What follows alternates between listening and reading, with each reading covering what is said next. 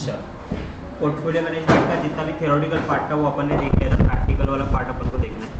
सो practical part में पहला mean कैसे निकालना है। मीन का मतलब होता है it's an average, median point. तो मीन कैसे निकालते हैं, क्वेश्चन नंबर 1 हम लोगों ने क्लास में करवाया था। 2010, 2000, 2001, 2002, 2003, 2004 रिटर्न दिया है 16%, 6%, 5%, 30% एंड 42%। तो जो पॉजिटिव रिटर्न है उसको ऐड करेंगे, जो निगेटिव रिटर्न है उसको माइनस करेंगे। तो 16 plus 6 minus 5 plus 30 plus 42 divide by 5, तो 17.80% ये आपका एवरेज है। 5 साल का दिया था, दैट्स व्हाई 5 डिवाइड किया, that was it is called as a mean.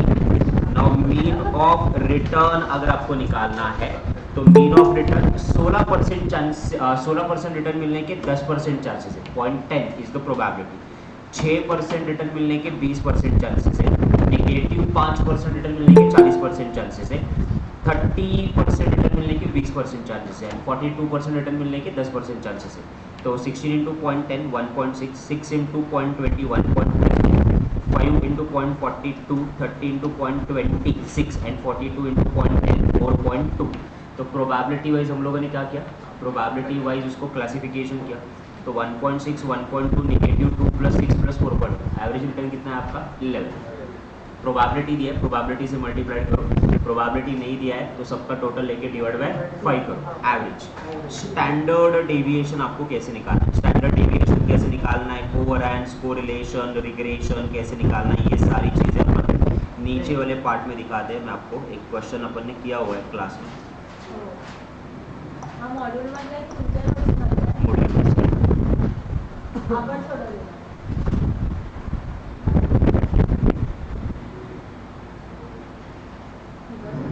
Okay.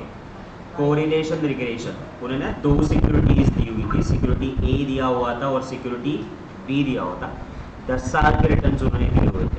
तो सिक्योरिटी ए के 10 साल के रिटर्न 12, 8, 7, 14, 16, 15, 18, 20, 16 और 22, और सिक्योरिटी बी के रिटर्न दिए हुए 20, 22, 24, 18, 15, 20, 24, 25, देन वापस 24 और 18।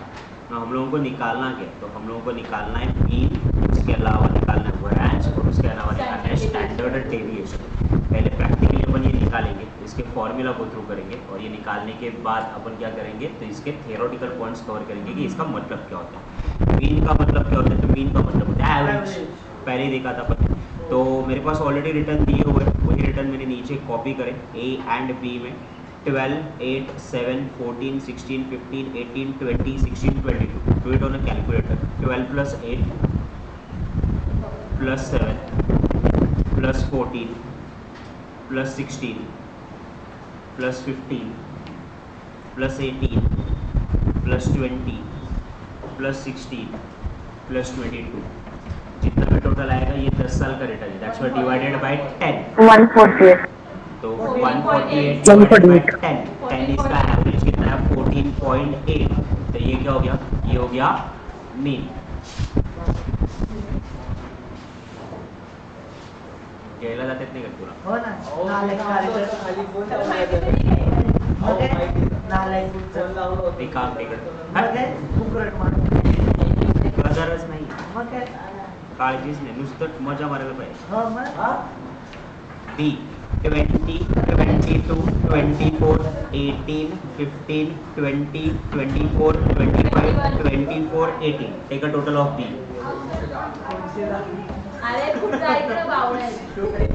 चला B चं घ्या पटकन। हो 2 डिवाइड बाय 10 21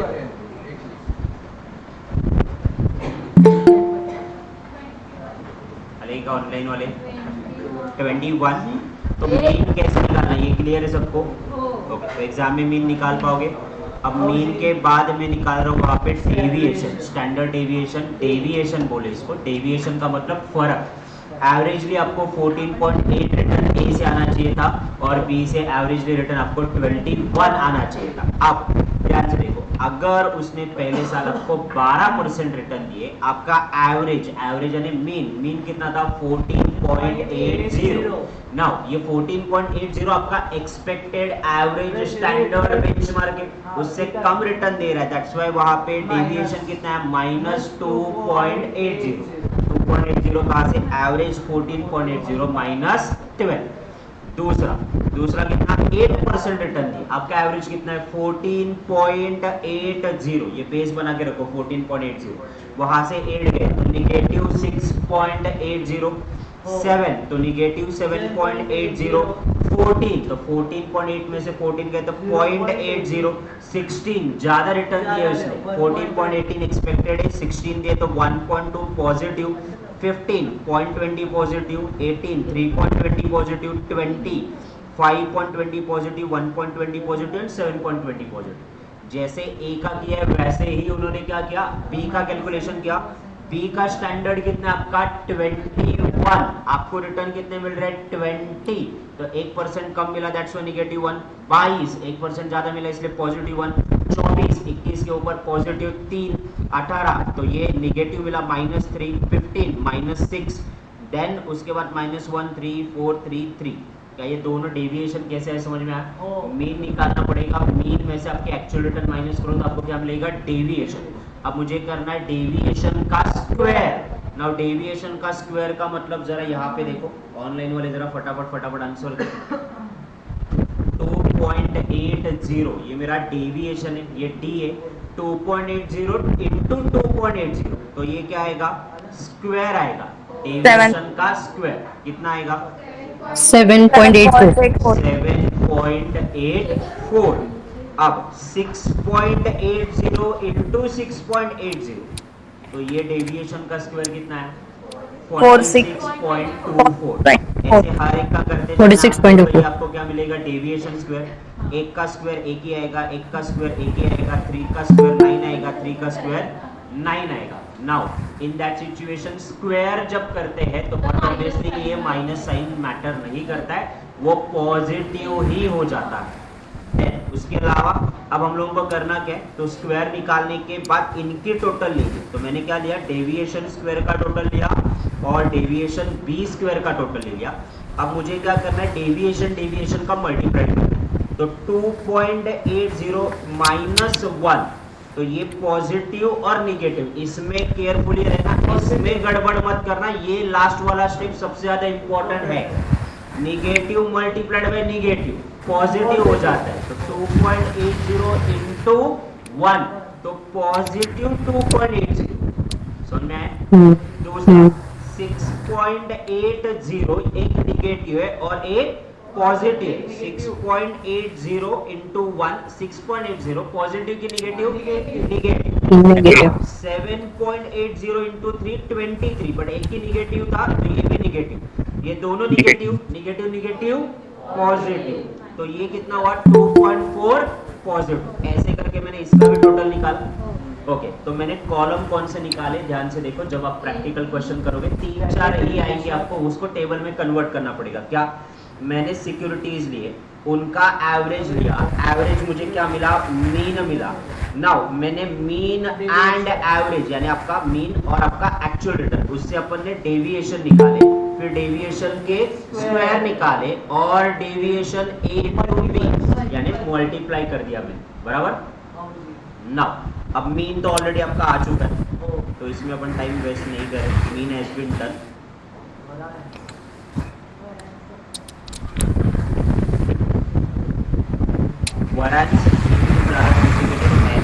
आपकी डेविएशन की टोटल ली कितनी आपने, 207 और ये कितनी 100, ये 10-10 साल के है ना, तो ये 10-10 साल के, तो इसको 10 से डिवाइड करते हैं तो ये क्या आ गया, वरायंस। वरायंस का मतलब क्या, स्टैंडर्ड डेविएशन वरायंस मतलब समझो, what is a variance, a difference between a mean and actual, that is variance. Variance का square divided by 10, that is a variance. Variance का मतलब वेरीज किया, आपका actual return and standard return इसमें varies किया, that's why it is called as what, variance. तो variance कितना simple है कि आपने डिफरेंस निकाला, स्क्वायर किया, स्क्वायर के बाद नंबर ऑफ ईयर से डिवाइड, वरायंस। अब वरायंस का क्या करना है, तो वरायंस का रूट करो तो क्या मिलता है, स्टैंडर्ड डेविएशन। अब इसमें रिस्क क्या है, तुम्हारा मीन गलत गया तो वरायंस गलत जाएगा, वरायंस गलत गया तो स्टैंडर्ड डेविएशन गलत जाएगा, so be careful while calculating. Okay now ये आ गया आपका स्टैंडर्ड डेविएशन। अब स्टैंडर्ड वेरिएशन के बाद सबसे ज्यादा इंपॉर्टेंट मुझे क्या निकालना है, तो स्टैंडर्ड डेविएशन के बाद निकालना है कोवेरिएंस। कोवेरिएंस का मतलब क्या, एक ध्यान से देखो, को का मतलब दो और वरांस का मतलब क्या? डिफरेंस। दोनों के बीच का डिफरेंसेस कितना है, तो वो भी निकाला ना अपन ने, दोनों के बीच का differences deviation into A into B. जहां पॉजिटिव को पॉजिटिव रखा, निगेटिव को निगेटिव रखा है अपन ने, तो ये को डेविएशन हुआ divided by number of year. तो ये नंबर ऑफ ईयर कितना है? 10। तो ये कितना आ गया? -2। नाउ अब मुझे निकालना है कोरिलेशन। अब इसमें लोग कंफ्यूज होना चालू करते हैं, उनको कोवैलेंस और कोरिलेशन में समझ में नहीं आता। कोवैलेंस का मतलब दोनों के बीच का डिफरेंस और कोरिलेशन का मतलब इनका एक दूसरे के साथ रिलेशनशिप क्या है, that is called as a correlation. इसका फॉर्मूला क्या है? Covariance of A B minus standard deviation of A into standard deviation of B. Now covariance अपन ने ऑलरेडी निकाला हुआ था, कितना? -2। नाउ ये आपका कितना है? Standard deviation. स्टैंडर्ड डेविएशन ए का कितना है? 4.5 और ये कितना है? बी। इन्होंने मल्टीप्लाई करके 2 को डिवाइड किया, तो ये क्या है? को रिलेशन। समझ में आया? ओके, ये एक क्वेश्चन मैंने आपको दिया हुआ है, इसका फटाफट निकालते क्या कैलकुलेशन। आप कर दो ना अभी रिवीजन के लिए।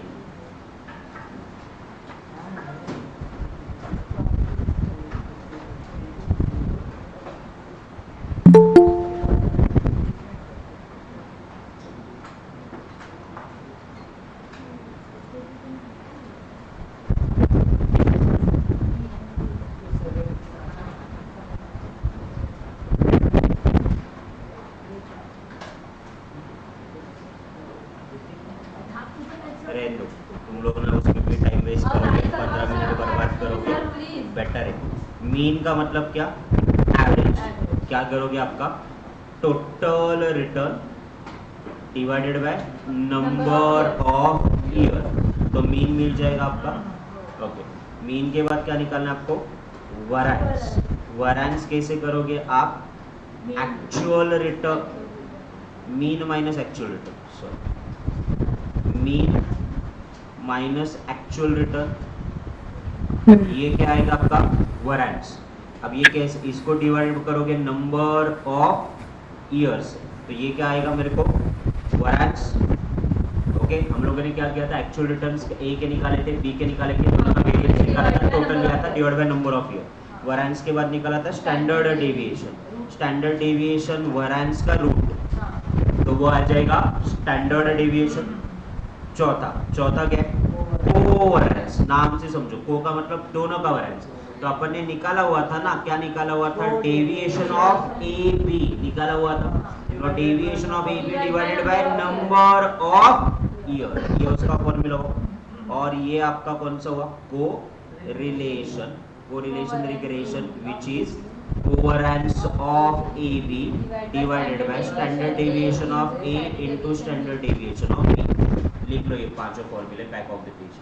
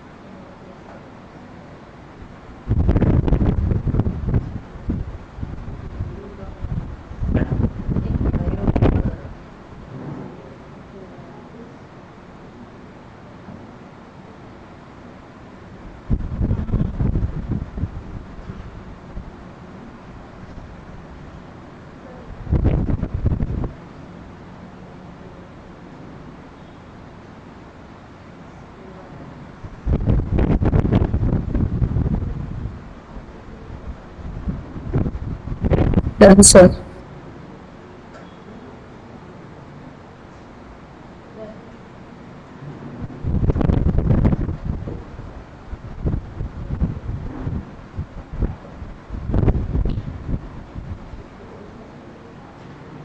क्यों नहीं? Done sir. चलो, ये एक प्रोबेबिलिटी वाला क्वेश्चन देखो। प्रोबेबिलिटी रिटर्न 0.30 0.40 0.30 ये प्रोबेबिलिटी रिटर्न मिलने की पी एंड क्यू। तो इसमें से अपने को एक्सपेक्टेड रिटर्न निकालना है, कोवेरिएंस निकालना है, मार्केट फोलियो निकालना है, सिक्योरिटी। एक्सपेक्टेड रिटर्न क्या? 30% चांसेस है कि 30% रिटर्न मिलेगा, 40% चांसेस है कि 20% रिटर्न मिलेगा, 30% चांसेस है कि 0% रिटर्न मिलेगा। तो मल्टीप्लाइड कर दो ना, मल्टीप्लाइड करने के बाद एक्सपेक्टेड रिटर्न कितना आएगा? 30 इंटू 3 9, देन 8 0, तो 9 plus 8 17 is a average return. अब 17 में से एवरेज रिटर्न आपको इतना मिल रहा है, तो इसका डेविएशन आपको निकालना है। डेविएशन एक्सपेक्टेड रिटर्न से नहीं निकाला जाता है। डेविएशन कहाँ से निकाला जाएगा? 17 ये आपका मीन आ गया ना। आपको एक्चुअली रिटर्न कितना मिल रहा है? 30 और 17, तो 13% रिटर्न ज़्यादा मिल रहा है। 20 और 17 3% रिटर्न ज़्यादा मिल रहा है, और यहाँ पे निगेटिव। इसका स्क्वायर कर दिया तो क्या आ गया? डेविएशन। और इनके बेसिकली हम लोगों ने क्या किया? डेविएशन का रूट कर दिया, तो अपने को क्या आता है? वेरिएंस आता है। तो हम लोगों को वही कैलकुलेशन करके स्टैंडर्ड डेविएशन निकालना है ना, वेरिएंस नहीं निकालना। अब 169 ये डेविएशन, यहाँ तक सबको क्लियर है क्या? yes. इसको क्या करो? प्रोबेबिलिटी से मल्टीप्लाइड करो। प्रोबेबिलिटी कितनी है तुम्हारी? 0.30, तो 169 इंटू 0.30 50.70। ये आपका स्क्वायर कितना है? 9 इंटू 0.40 3.6, और ये कितना है? 289 इंटू 0.30 141। तो after considering the probability my variance is 141। इसका रूट कर दो तो क्या मिलेगा? Standard deviation 11.87। नाउ क्यू का करते हैं।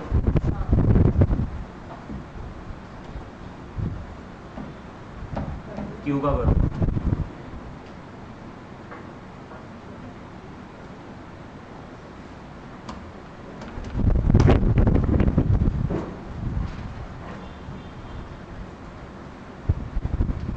आज तारीख 28 है ना?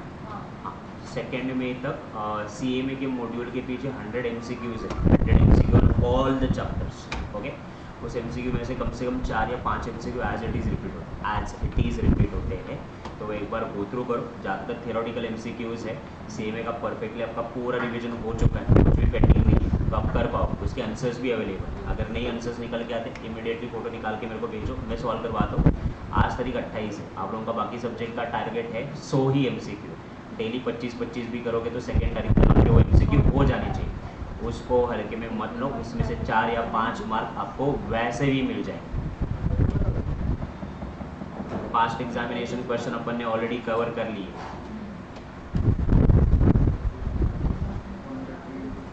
तो बीच में वो जो आपका गैप हो रहा है ना, बहुत दिन हो गए, CMA बाहर निकल गया है, कर रहे कि नहीं करे पता नहीं।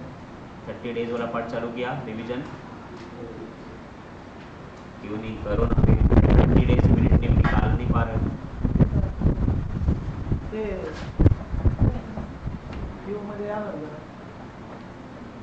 क्यू मध्ये येऊ आलो।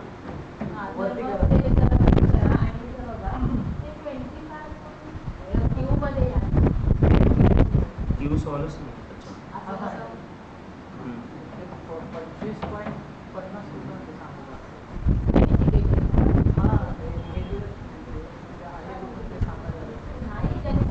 15 रिटर्न आहेत ना माझे। This is the expected return. हे निगेटिव्ह 10 रिटर्न आले माझे। तर मग निगेटिव्ह 10 रिटर्न म्हणजे पॉझिटिव्ह 15 जाऊन 0 जाऊन निगेटिव्ह 10 रिटर्न, म्हणजे डेव्हिएशन किती झालं? 25.50।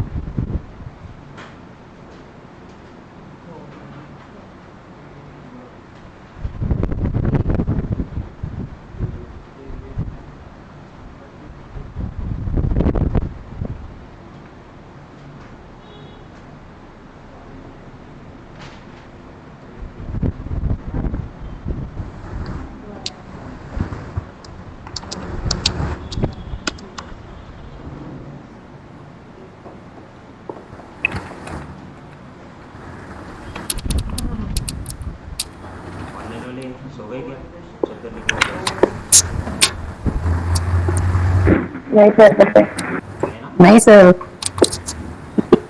हाँ क्या सर हाल है। मुंबई में गर्मी पड़ी? बहुत।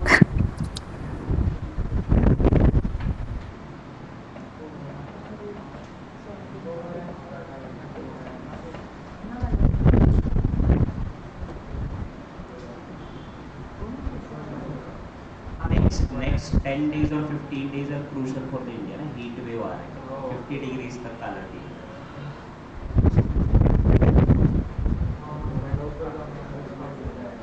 जैसे गाड़ी पे से जाओ ना तो गर्म गर्म हवा लगती है। और पुणे वाले लोगों को ये बिल्कुल आदत नहीं है मेट्रो ऑफिस में, मैंने कभी नहीं देखा पुणे में इतना गर्मी तो कभी नहीं देखा। तो गाड़ी में जा रही दोपहर में तब भी ऐसे गर्म गर्म हवा लग रही है। तो मैं तो रास्ते में से गाड़ी चलाते वक्त जैसे जहाँ धूप धूप में वहाँ से ते सीट इतक्या गरम होतं त्याच्यात अंड पडलं तर ऑमलेट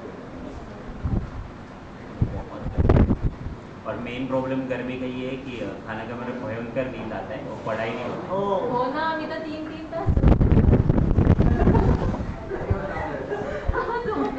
तो ठीक है ना, टाइम चेंज करो, रात को शिफ्ट करो थोड़ा, 3 घंटे का रिलैक्स। 3 घंटे नहीं सोना चाहिए एक्चुअली, मैं जो टाइम टेबल देता हूँ उसके हिसाब से बोलता है 1-8 घंटे का नैप लो खाना खाने के बाद, वैसे भी पढ़ाई नहीं होता है। मग काय? वो इंस्टाग्राम एंड सोशल मीडिया पर टाइम पास करने से बेटर मत सो जाओ आराम से, हाँ, रात को 1 घंटा पढ़ाई होगा और जी। स्टार्ट भी आपको फ्रेश मिलता है। नींद लेने के बाद जब आप पढ़ने के लिए बैठो आपका स्टार्ट भी एकदम फ्रेश होता आणि मग कंटिन्यूअस है, बेटर सो जाओ। आप 3 घंटे नहीं सोना है पुणेकर की तरह, 1-1.5 घंटा ठीक है, इट्स ओके, 3 घंटे ज़्यादा हो गया। पण मी रात्री ते झोपते. ती गाडीवर झोपते मेरे को कल 2-4 लोगों के मैसेज आए, सर हम लोग पक्का जून देना। मैंने बोला CECT देते वक्त 100% श्योर था क्या? नहीं दिया ना, निकला ना। 10 देते वक्त 100% श्योर था क्या? नहीं ना, दिया, निकला ना। तो वाई यू नीड 100? जिंदगी में हम लोग 100% लास्ट टाइम कब श्योर होते हैं? खुद को सवाल पूछो, है क्या कभी श्योर? जिंदगी में लास्ट टाइम कौन सा काम तुमने 100% श्योर के साथ किया था? कौन सा याद आ गया? नहीं। सो ऐसा कुछ नहीं होता है, कम्प्लीटली ऑन यूर। तुम्हारे अंदर की आग, तुम्हारे अंदर की भूख सबसे ज़्यादा इंपॉर्टेंट होती है। अगर तुमको अचीव करना है ना, फिर दिन रात एक करके आप वहाँ तक जा सकते हो। और श्रद्धा नोज द वैल्यू, मेरे को उसको बताने की ज़रूरत नहीं। She came back after all these things to study, that shows कि उसके अंदर अभी भी वो भूख है और उसको करना है। शी अंडरस्टैंड द वैल्यू, तो उसको बताने की ज़रूरत नहीं। तुम लोग उसके हिसाब से अभी तो वो बाहर का माहौल देखे नहीं हो, मैच्योरिटी है नहीं। आपको आपका बुक बढ़ाना पड़ेगा, मेक इट लार्ज। जब तक आप आपको पैशन नहीं दिखाते तब तक नहीं होने वाला। और अपन कभी भी किसी भी चीज़ में 100% श्योर होते हैं, अपन कभी जिंदगी में 100% दिए ही नहीं, क्या ही सर। और एग्जाम 8 में भी था, 9 में भी था, 10 में भी था, 11 में भी था, 12 में भी था, CCD में भी एग्जाम था, तो ऐसे ये भी एग्जाम है। बस इतना फोबिया तुम लोगों ने बना के रखा, इसकी रिजल्ट कम लगती है। अच्छा ठीक है ना, रिजल्ट के बारे में कौन सोचता है? वैसे भी रिजल्ट कम लगती है। हाँ तो ठीक है ना, बेशर्मी वाली बात बनो ना, ठीक है रिजल्ट कम लगती है, फेल हुए तो हुए। देने में क्या जाता है तुम्हारा, एफर्ट लगाने में क्या जाता है, क्या फर्क है? लाइफ में कौन सी गारंटी के साथ आ रहे हो तुम लोग? वैसे भी तुम पैदा हुए थे तो पीछे गारंटी कार्ड नहीं लगाया था 6 महीने का वारंटी, अदरवाइज पैदा होते हो उसको हम जैसे 1% चांस होता है पैदा होने का, तब तो 100% श्योर नहीं थे, तब भी हुए ना पैदा। हाँ तो फिर एग्जाम देने में क्या डर रहे? सत्य ना? मला तो बाय मिस्टेक झालाय डन।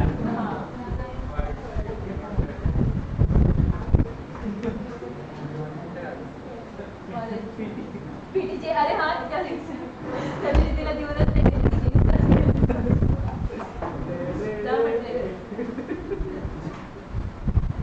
चलो MCQs पे आओ। सिक्योरिटीज मार्केट पढ़ते हो, FM वाला सब्जेक्ट पढ़ते हो, आपको पता है higher the risk higher the return. बस 1% चांसेस है, मैं तो स्टॉक मार्केट का बंदा, 1% चांसेस तो भी पैसे लगाते हैं हम लोग। क्या?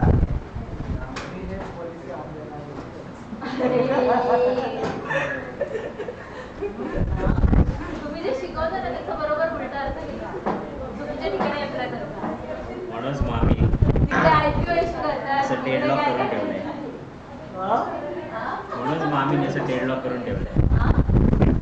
तिने प्रॉफिट बुक केलं. त्याला वसूल नाही करता आलं तो अजून। हा ना ते एका पॉइंट नंतर सोडून देतो. अरे, ओके कल कहाँ तक एमसीक्यू होते मोहसिन है क्या ओ काल पण ती गेला आपल्या. क्या बात है यस सर आया हूँ मैं. एमसीक्यू करे वो नहीं दिख रहा तुमको हो ते शेवटचे पण 50 आम्ही केले ते नाही दिसत तुम्हाला. तू नाही केलेस 50 मला केले 1 मिनिट ते केले 3 पुढचे नाही केले पोर्टफोलिओचे. म्यूट. बघा तुम्ही चेक करा मी प्रॅक्टिकल पण केले आहे. रक्त बाहेर जा बहुत टाइम लागला. मोहसिन आंसर मिला यस सर मिल गया सर. चलिए, मैं एक्चुअली राइटिंग में टाइम नहीं मिला मैं राइट करके भिजवाता तेरे An equity share with a beta greater than equity unit will be called as a defensive stock, aggressive stock, defensive stock और aggressive stock. ध्यान से देखिए equity share with a greater beta. Beta का मतलब क्या होता है रिस्क ज्यादा है. रिस्क ज्यादा है तो रिटर्न भी ज्यादा होंगे. तो बट ऑब्वियसली ये स्टॉक कौन सा है एग्रेसिव है कि डिफेंसिव है एग्रेसिव. नाउ एग्रेसिव में भी 2-3 ऑप्शन दिए हुए हैं ना उन्होंने. 2 ऑप्शन है बी एंड डी. अब एग्रेसिव में क्या बोला expected to increase more than the market increase और expected to decrease more than the market expected to increase. तो ऑप्शन कौन सा है आपका option B. Next one the risk aversion of the investor can be measured by risk free return market return variance of return or difference between market return and risk free return. तो risk Avenger का मतलब क्या है कि जो risk लेना पसंद करते हैं वो क्या करते हैं ये CAPM वाला जो मॉडल है ना वो फॉलो करते हैं. क्या कहते हैं वो बाबा रिस्क फ्री रिटर्न इतना रिटर्न तो कम से कम आना ही चाहिए. Now beta. बीटा का मतलब इतना अगर अपन रिस्क उठा रहे तो मार्केट में अपने को आरएफ यानी कितना एडिशनल रिस्क मिलेगा. कल शायद कल या परसों किसी ने तो भी कोमल ने भेजा था शायद क्वेश्चन. बोल रही सर आरएम एंड आरएफ दिया नहीं वहां पे दिया हुआ था उन्होंने रिस्क प्रीमियम. तो ये दोनों का डिफरेंस ही रिस्क प्रीमियम है. यहाँ पर चैप्टर नंबर 1 में पढ़ चुके. थोड़ा केयरफुली रहो.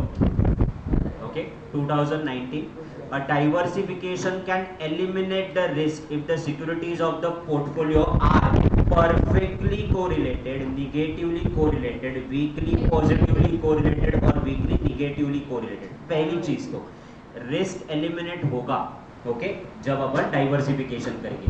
बट वो सिक्योरिटीज कैसे होनी चाहिए पहली चीज तो एक दूसरे से परफेक्टली बट निगेटिवली कोरिलेटेड होनी चाहिए पॉजिटिवली नहीं. निगेटिवली कोरिलेटेड का मतलब क्या होता है और पॉजिटिवली कोरिलेटेड का मतलब क्या होता है. नाउ फॉर एग्जांपल मैं इक्विटी शेयर में इन्वेस्ट कर रहा हूं तो एक्स कंपनी का शेयर एंड वाई कंपनी का शेयर बराबर दोनों इक्विटी शेयर है. Yes this word is called as perfect बराबर.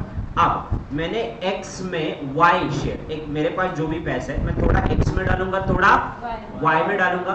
अब मुझे अगर x में परसेंटेज बढ़ानी है मेरी शेयर की बराबर. फॉर एग्जांपल मैंने यहाँ पे पहले 5,000 डाले थे यहाँ पे 5,000 डाले थे मेरे पास 10,000 थे. फिर मेरा माइंड चेंज हुआ नहीं अपन x में क्या करते x में थोड़ा सा ज्यादा डालते. तो अगर मैं x में 6,000 डालता हूँ तो y में कितने हो जाएंगे 4,000. That's why it is called negatively correlated. ये निगेटिवली क्या है कोरिलेटेड में एक का परसेंटेज बढ़ेगा तो दूसरे का कम होगा. That's why it is called negatively. But ये दोनों इक्विटी पोर्शन से related that's why they are perfect to each other. Yes दोनों equity equity that's why perfect. But एक का परसेंटेज बढ़ेगा तो दूसरे का क्या करना पड़ेगा एडजस्ट करना पड़ेगा to diversify the risk. That's why it is negatively. Positive way में जब ये परफेक्टली पॉजिटिव में वहां पे टोटलिटी में परसेंटेज बढ़ाते हैं तो आपका बीटा भी बढ़ता है पॉजिटिवली. बीटा देखो मोर देन 1 है तो मोर देन 1 है तो पॉजिटिव तो बीटा भी आपका क्या बढ़ेगा हायर देन रिटर्न के साथ बढ़ जाएगा.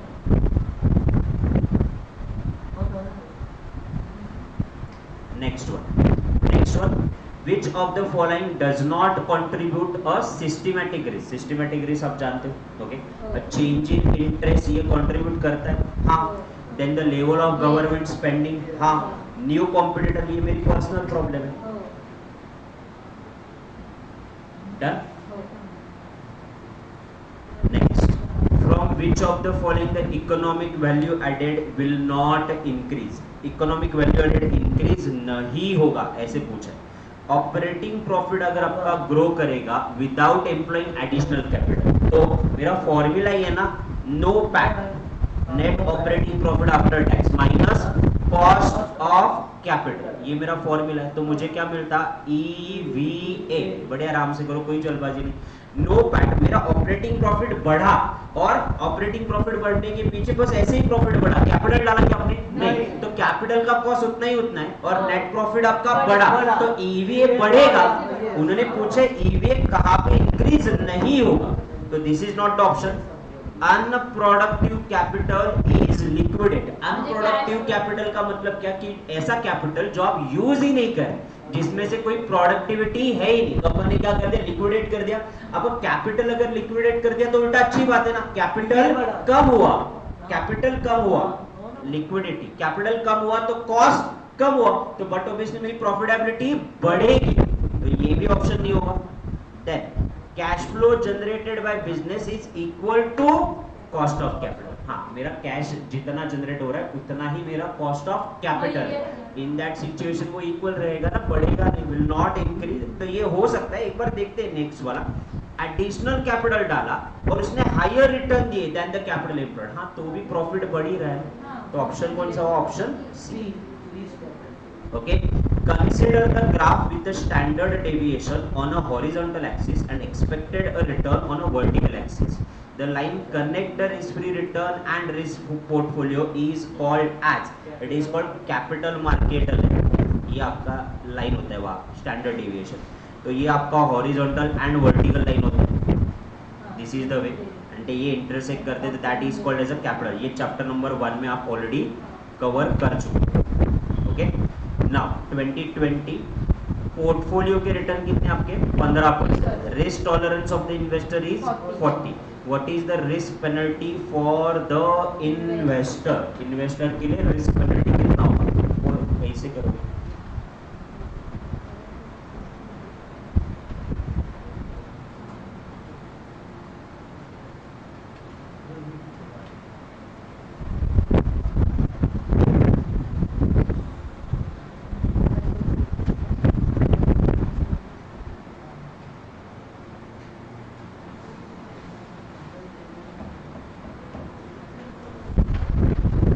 तो इसका फॉर्मूला है risk wise divided by risk tolerance.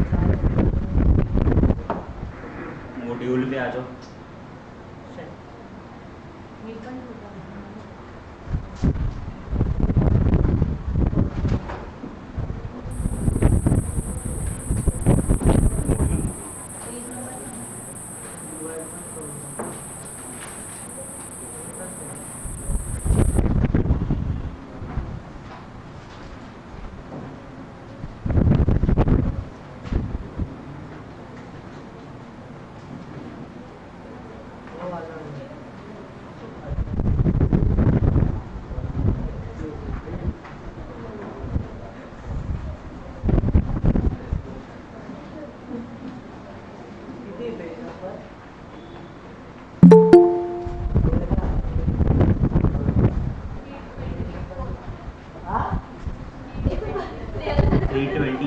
वाले पे आ जाओ.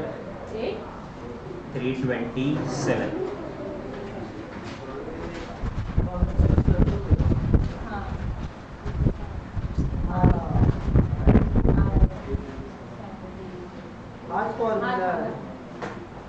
फॉर्मूला है का?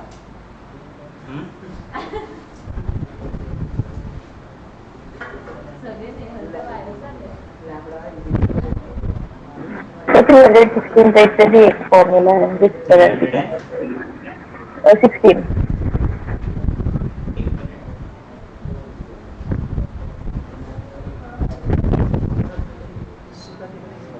नाही माझ्याकडे.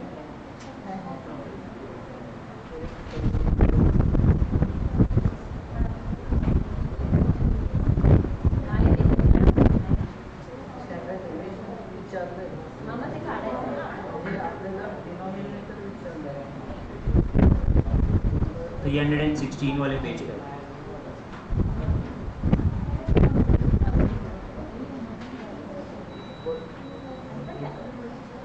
होतं मी डिवाइड नाही ना. तर मी केलं होतं.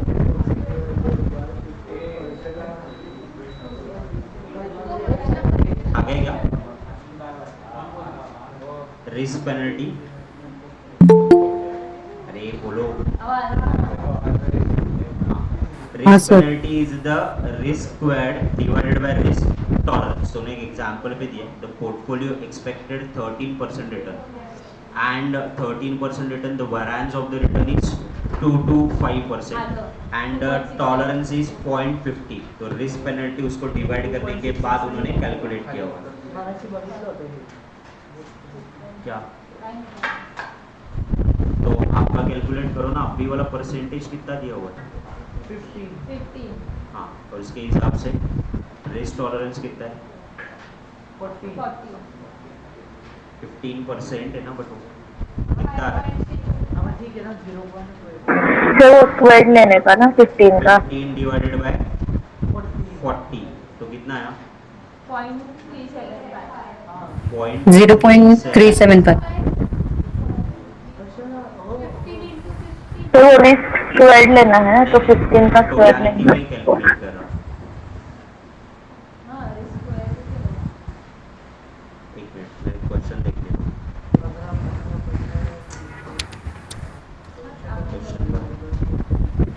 हाँ आलं.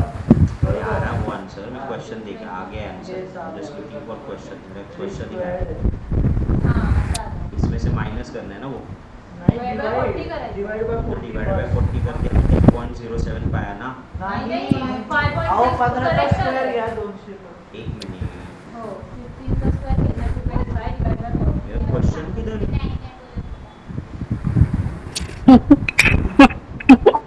ती हात आणून राहते. साक्षीचा आवाज येतो. हा, ठीक आहे. आपण ह्याचं 316 formula काय आहे?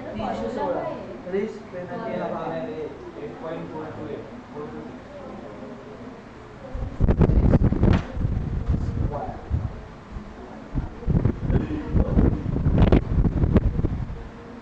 ओके, ये 15 है आपका, बराबर हो. ना. ये 15 का आपको क्या करना है, स्क्वायर करना है ना. तो ये स्क्वायर कितना आ जाएगा 225. 225. और इसका टॉलरेंस लेवल कितना है 40. तो ये कितना आ गया 5.625%. 5.625. डन. हो जी. एक मिनट, वही बता, वही उसी पे जा रहा क्वेश्चन. कहाँ गया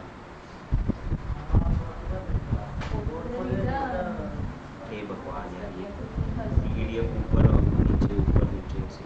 सर बरोबर आहे इथं. तुम्हाला मॉड्यूल देऊ का? देऊ का? आपको प्रेजेंट भी तो करना है, तुम मॉड्यूल दे दे.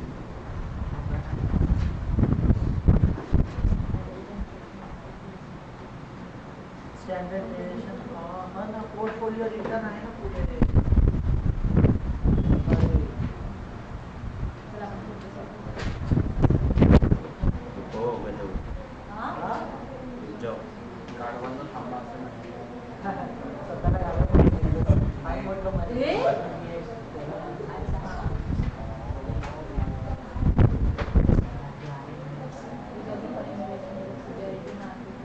अरे, अरे,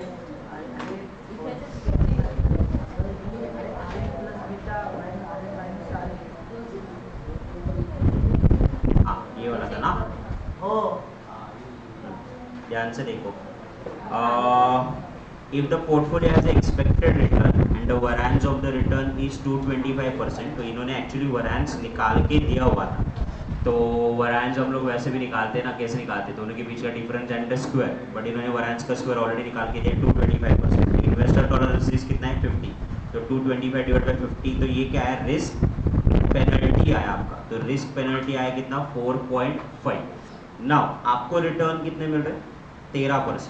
उसमें से टॉलरेंस कितना है आपका, तो टॉलरेंस यहाँ पे आया था 4.50. तो 8.50 ये क्या आया, इसको अपन बोलेंगे यूटिलिटी ऑफ रिटर्न. इसको क्या बोला यूटिलिटी ऑफ रिटर्न. अभी वाला अपन ने जो एमसीक्यू किया उसमें आपका कितना है 15. नाउ 15 में से आपका आंसर कितना है 5.625 ये आया, तो ये माइनस करो कितना है 9.375, तो इसको क्या बोलेंगे यूटिलिटी ऑफ रिटर्न। ना इसका तुम आप लोगों ने लेसन राउंड वाला पार्ट कवर किया ही नहीं ना, कभी करा काल मग तुम्ही क्वेरी करायला सांगितली होती ना. मैंने कल सिर्फ उतना 3 एमसीक्यू करवाया और रुक गए थे अपन एमसीक्यू पर डायरेक्ट ही गए, रुको इसका बाकी का पार्ट अपन ने कवर ही नहीं करा।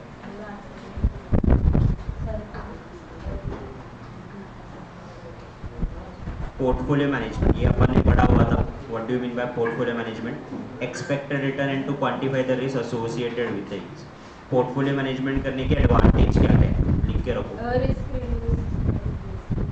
रिस्क रिड्यूस होता है डाइवर्सिफिकेशन से, रिस्क रिडक्शन। दूसरा आपका जो प्रिंसिपल अमाउंट है ना वो क्या रहता है सेफ रहता है। तो सेफ्टी ऑफ कैपिटल बोलो या सेफ्टी ऑफ प्रिंसिपल बोलो, बोथ आर अलाउड है। प्रिंसिपल अगर समझ में नहीं आ रहा है तो सेफ्टी ऑफ कैपिटल बोलो आपका। Okay now stable income,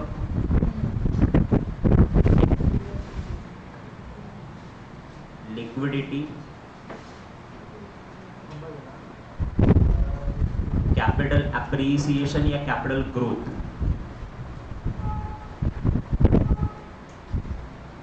and taxes. ये आपके पोर्टफोलियो मैनेजमेंट के ऑब्जेक्टिव है। रिस्क को रिड्यूस करना, प्रोटेक्ट करना प्रिंसिपल। और सिंपल सी बात है, कैपिटल को प्रोटेक्ट करेंगे तो रिस्क रिड्यूस अपने आप हो जाएगा, स्टेबल इनकम अपने आप हो जाएगा क्योंकि रिस्क कम है ना। तो ये दोनों से ही आपको समझ में आ जाएगा। ऐसे याद रखो दैट कि मेरा कैपिटल सेफ है तो रिस्क कम हुआ है, रिस्क कम हुआ है तो रिटर्न मेरा स्टेबल है।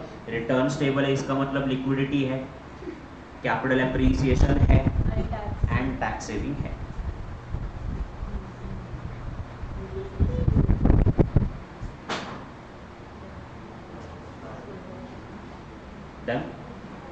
Done sir. Portfolio analysis, portfolio analysis में हम लोगों ने वेटेड एवरेज के हिसाब से रिटर्न कैलकुलेट करना सीखा था। There are 2 units. For example मेरे पास 2 सिक्योरिटीज है, सिक्योरिटी ए है और सिक्योरिटी बी है। सिक्योरिटी ए मेरे को 7% रिटर्न कमा के दे रहा है और सिक्योरिटी बी जो है वो मेरे को 11% रिटर्न कमा के दे रहा है और दोनों में मैंने पैसा इक्वली डाला हुआ है। तो 7 × 50 ये अपने क्लास में करा हुआ है, 11 × 50 तो मेरे को एक्स से एवरेज रिटर्न कितना आएगा 9। देन बी का 13% रिटर्न मेरे को 50% यहाँ पे डाला है। देन बी ने 5% 50% किसी और प्रोडक्ट में डाला हुआ है। इनका एवरेज निकाल के रिटर्न कितना आ रहा है 9। सो प्रोबेबिलिटी से मल्टीप्लाई करेंगे रिटर्न तो क्या मिलेगा average return which is also called as a mean. Now इनका 9 एंड 9 ये क्या आया था मीन आया था। मीन का मतलब क्या होता है एवरेज। इनको पहली बार रिटर्न कितना मिला 7 और दूसरी बार रिटर्न कितना मिला 11। तो अगर इसमें से ये मेरा मीन है, इसमें से 7 अगर मैं माइनस करूं तो मेरा क्या आएगा -2। ये क्या आएगा वैरिएंस। नाउ उसके बाद मेरे को एक बार 11% रिटर्न मिले तो +2 ये भी क्या आया मेरा वैरिएंस। वैरिएंस पर क्या करते अपन स्क्वायर करते बराबर, तो 2 का स्क्वायर कितना हो गया 4। सो ये आपका वैरिएंस निकल के आ गया। नाउ 4 को वापस रूट करोगे तो क्या मिलेगा स्टैंडर्ड डेविएशन 2। तो स्टैंडर्ड डेविएशन कितना है 2। तो इन्होंने क्या निकाला 7 एंड 11 के हिसाब से प्रोबेबिलिटी के हिसाब से एक्सपेक्टेड रिटर्न निकाले, एक्सपेक्टेड रिटर्न से वैरिएंस निकाला और वैरिएंस से standard deviation.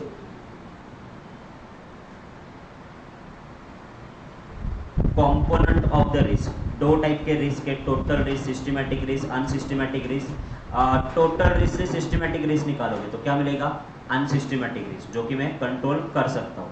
Total risk measure कैसे करते हैं अपन स्टैंडर्ड डेविएशन में। Higher the standard deviation higher the risk, lower the standard deviation lower the risk.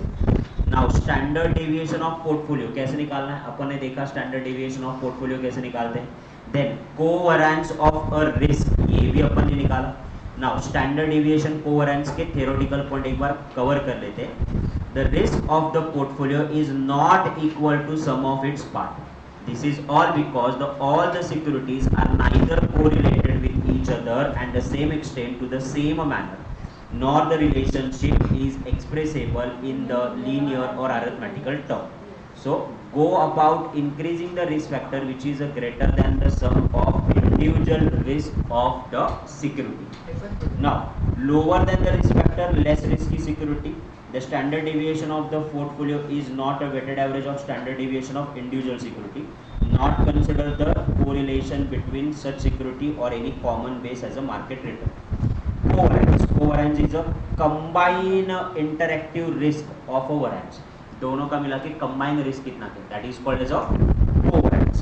Covariance कैसे कैलकुलेट करना है वो अपन ने ऑलरेडी देखा होगा. कोएफिशिएंट रिलेशन, इसके अपन ने इक्वेशन भी बनाया था, कल अपन ने नोट डाउन भी किया था. More than 1, less than 1, positive 1, 0 और 1. नाउ ये वाला एक्सप्लेनेशन यहाँ पे लिखा हुआ. If the coefficient of the correlation of two security is less than 1 यानी नेगेटिव 1 है, then the perfectly negative correlation, इसको क्या बोलेंगे, perfectly negative correlation. Then if the correlation is 0, ये क्या बोलेंगे अपन, इंडिपेंडेंट. बाकी के दो क्या है, डिपेंडेंट. कल नोट डाउन करवाया था. Two securities are perfectly correlated, तो आंसर क्या आएगा आपका +1.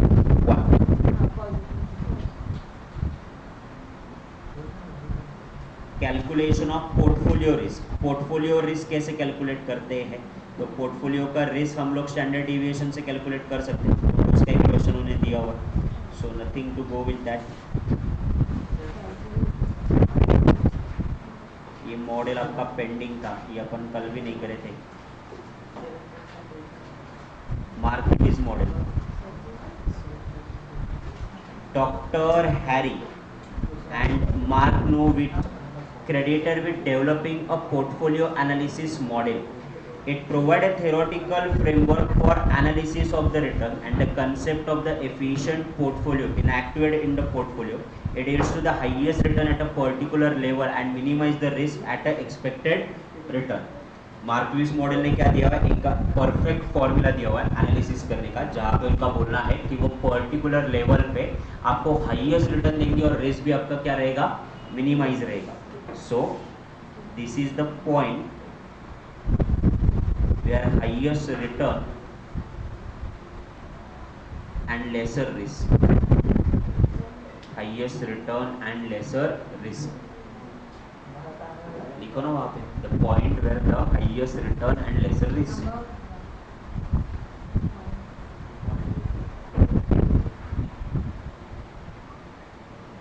Highest return and lesser the risk.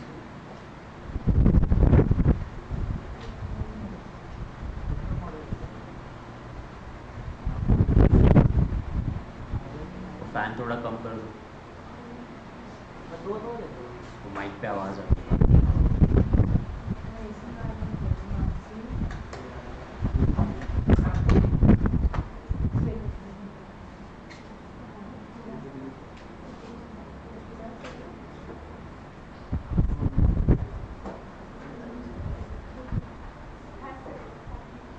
Done.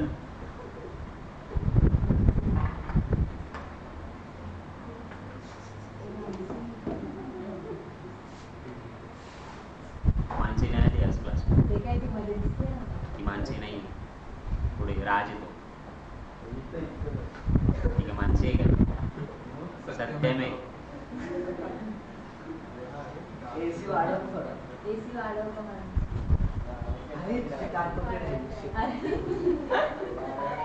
Done. चल इनके एब्जॉर्प्शन थांबा काय, मला क्लास आहे, बावळट की तू. Investor consider as each investment as an alternative being represented by the probability distribution of expected return, so sum of holding the period. Investor क्या कर रहा है, Investor is consider each alternative option. यहाँ पे इनका assumption है कि investor सिर्फ एक ही इसमें नहीं देख रहा है, उसका अल्टरनेटिव ऑप्शन भी देख रहा है और प्रोबेबिलिटी भी देख रहा है कि इतने पीरियड में होल्ड करने के लिए रिटर्न कितना मिलेगा. Second, investor maximize the one period expected utility and possess utility curve which demonstrate a diminishing marginal utility of the wealth. जैसे law of diminishing marginal utility है, एक ही चीज में ज़्यादा इन्वेस्ट करोगे तो रिटर्न्स विल गेट डाउन, वैसे इनका भी कहना है कि maximum one period utility is expected. आप एक ही पीरियड में ज़्यादा इन्वेस्ट करोगे तो लॉस द डिमिनिशिंग मार्जिनिटी के हिसाब से return. Individual estimated the risk on the basis of expected return. Investor based solely on the expected return and variance of the return only, and given level of risk, higher the return preferable with the lower return, and similarly expected return are less than to the more risk, less risky to the more risk. ये उनके assumptions है.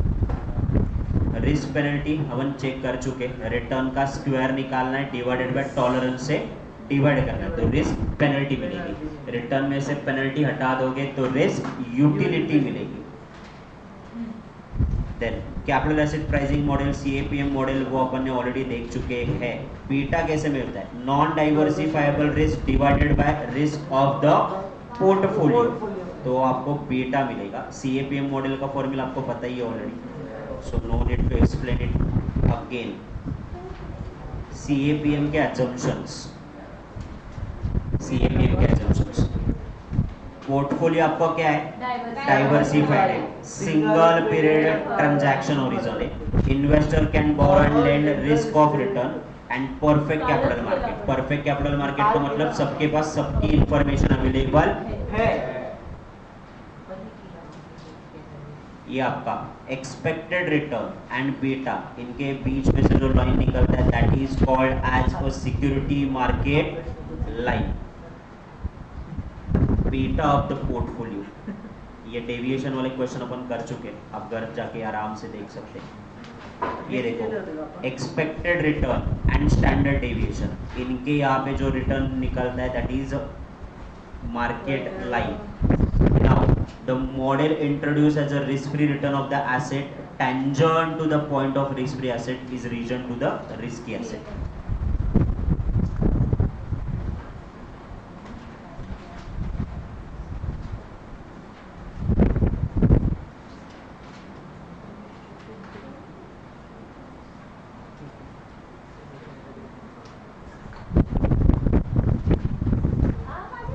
Sharpe ratio and sharp deviation पे आ जाओ. Sharpe ratio and sharp deviation. ऐका ना ते average price portfolio manager has invested into the blue chip fund.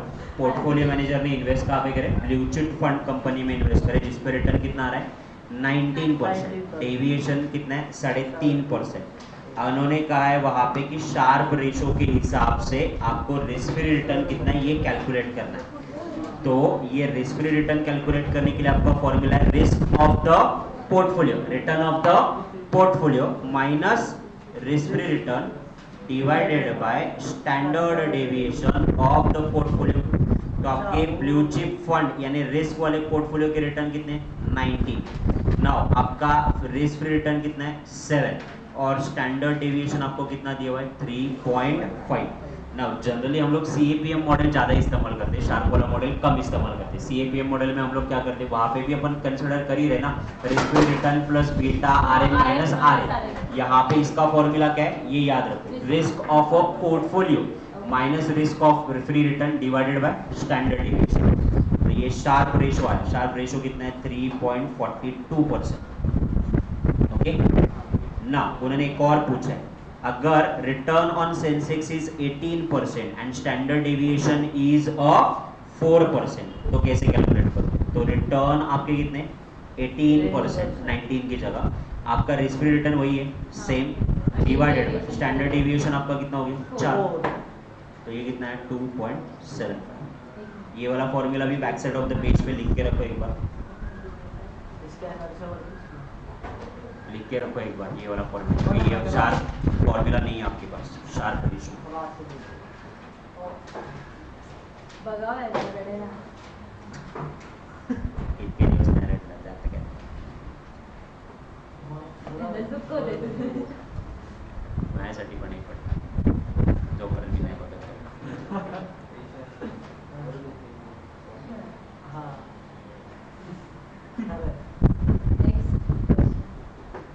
CAPM model के questions लेने की जरूरत है क्या? आते हो? आते हैं ना.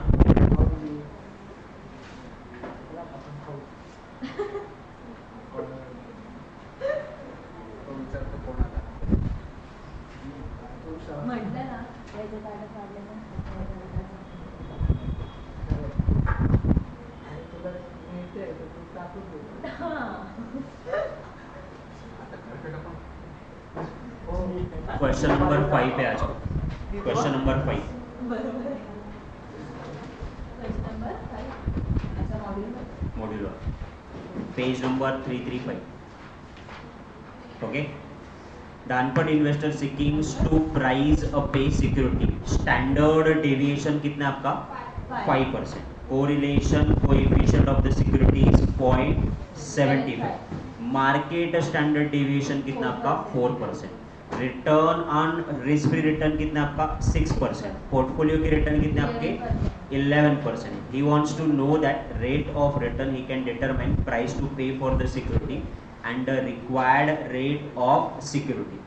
तो CAPM मॉडल के हिसाब से अगर गए तो आपका मार्केट रिटर्न कितना है?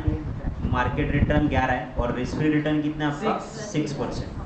तो 6% is your market return. Beta फिलहाल के लिए आपको पता नहीं है.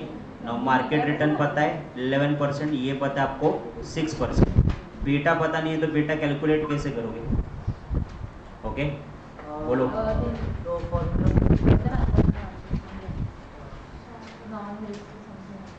बीटा कैलकुलेट कैसे करोगे? बीटा दिया है क्या उन्होंने? तो कैसे करते? स्टैंडर्ड डिविएशन से निकाल सकते हो. ओ स्टैंडर्ड डेविएशन कैसे?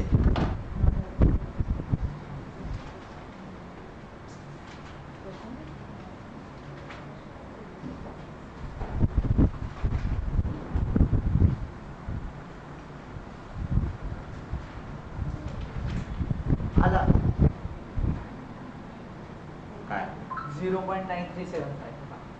इसका हा बीटा काय शिकवलं त्यांनी ते. Standard deviation divide by market standard deviation केलं त्याला कोरिलेशनच्या कोएफिशिएंटने मल्टिप्लाय केलं. स्टैंडर्ड डेविएशन कैसे निकालते हैं? फॉर्मूले लिखे ना तुम लोगों ने. हां.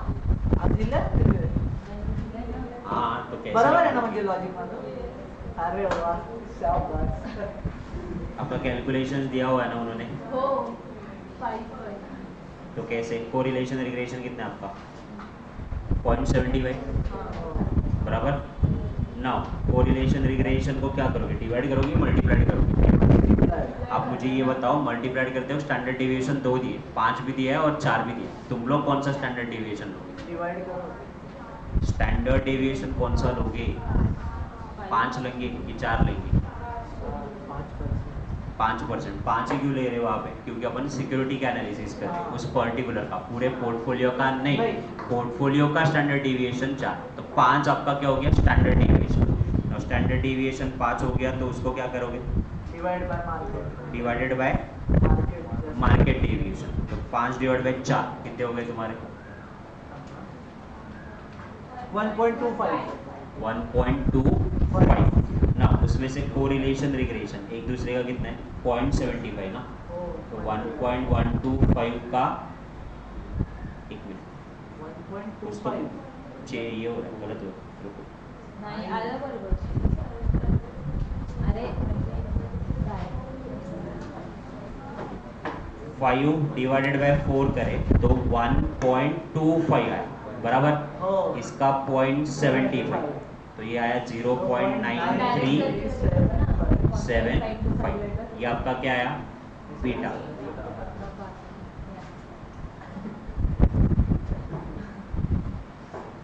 डन.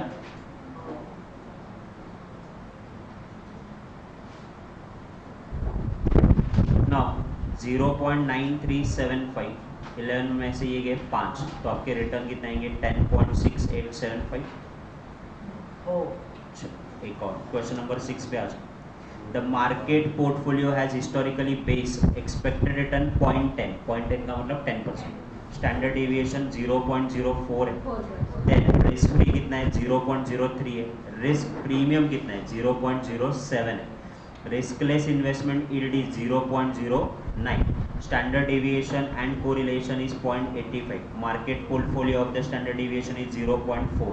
तो आपको क्या क्या फाइंड आउट करना है? तो आपको मार्केट का risk free trade off calculate करना है, बीटा कैलकुलेट करना है एंड इक्विलिब्रियम कैलकुलेट करना है.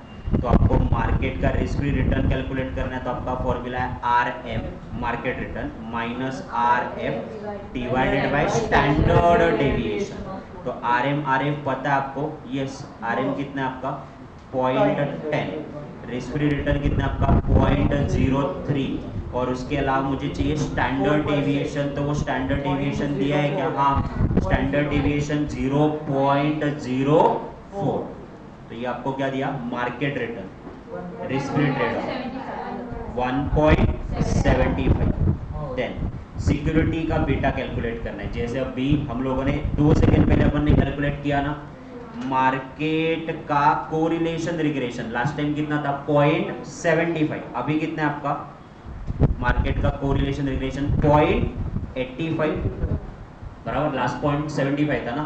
फिर अपन ने क्या किया था, अपन ने स्टैंडर्ड डेविएशन लिया हुआ था। स्टैंडर्ड डेविएशन किसने लिया था? सिक्योरिटी का लिया था। तो सिक्योरिटी का लिया था 0.0 कितना यहाँ पे 8, और पोर्टफोलियो का कितना है आपका 0.04। लास्ट टाइम भी ऐसे ही किया था, अभी ऊपर वाले क्वेश्चन में। बीटा कैलकुलेट करने का आपका फॉर्मूला है that correlation regression into standard deviation of security divided by standard deviation of portfolio. तो ये कितना है आपका बीटा 1.7। उसके बाद क्या निकालना था आपको? Equilibrium of the expected return. Equilibrium of the expected return, तो CAPM का फॉर्मूला लगा दो, सब कुछ ही पता है आपको, तो वो कैलकुलेट कर सकते हो। ये 2 फॉर्मूला है ना, मार्केट रिटर्न और मार्केट रिटर्न के अलावा बीटा, ये आपके पेज पे नोट डाउन करो, इस पे प्रैक्टिकल क्वेश्चन आ सकते हैं। पहले वाले से क्या मिलेगा? मार्केट रिटर्न, दूसरे से क्या मिलेगा? बीटा।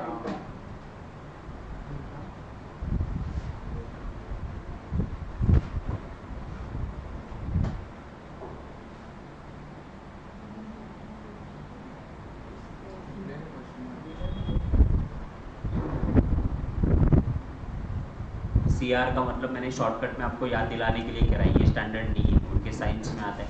चलो, CR का मतलब समझ में आएगा, correlation into standard deviation of security divided by standard deviation of portfolio.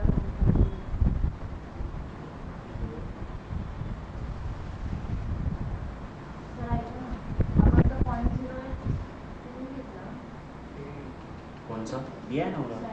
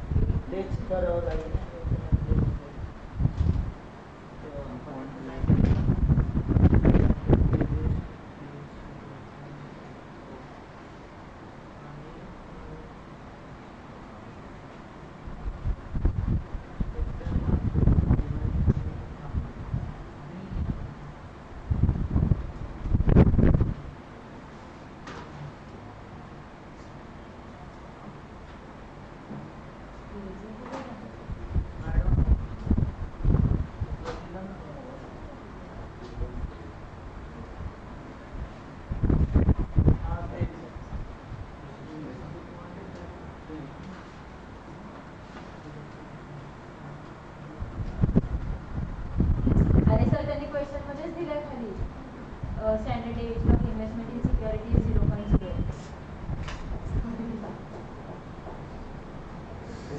Formula लिख के हो गया क्या? लेसन राउंडेड ऑफ क्या? Portfolio of the management was efficiently into the securities by professional, small investor and corporate investor to arrive at a sound investment decision. Analysis of the return to estimate the portfolio securities. Risk का मतलब क्या है? Return on investment less than the expected return. It is a combination of possibility where the actual return is different from the expected return. Theory originally proposed by the Harry Markowitz in 1950s. Now ये combination आपको develop करवा के देता है जहाँ पे return highest है और risk आपका minimum. Portfolio with the highest return with the lesser risk. कोवेरेंस regression ये क्या करता है, सेंस करता है both the degree of the movement between the two variable. Now sharp index वाला अपन ने ऑलरेडी देखा हुआ है, CAPM मॉडल अपन ने देखा हुआ है। बीटा कैसे करते हैं, non diversifiable risk divided by risk of the portfolio. इसका ही मतलब वही correlation regression into the security of the यानी standard deviation of a portfolio divided by standard deviation of a security divided by deviation of market. Market portfolio. Okay, then ये वाला equation capital market line, यहाँ से भी आपको direct मिल जाएगा। ये divide करने की जगह आप CAPM मॉडल वाला फॉर्मूला लगाओगे तो भी चलेगा। Absolute return and all that ये बाद में आप गो थ्रू कर लो। ओके, मैं क्या कर रहा हूँ, यहाँ पे आपको छोड़ रहा हूँ अभी ब्रेक पे, उसके बाद अपने MCQ बाकी है। और टोटल कितने MCQ है इसके, ये चैप्टर के? काहीतरी असतं 100 है सर। 100 के आसपास रहेंगे, हाँ, तो 50 कर लेंगे अपन एक। तो अपन क्या करेंगे, Perfect 100। ब्रेक के बाद मिलेंगे तो जितने भी पास्ट एग्जामिनेशन के क्वेश्चन है वो उठा लेंगे। 50 MCQ और करेंगे 11 बजे तक, उसके बाद सिक्योरिटी में शिफ्ट करेंगे। ओके, सिक्योरिटीज मध्ये काय घेणार आहे? LODR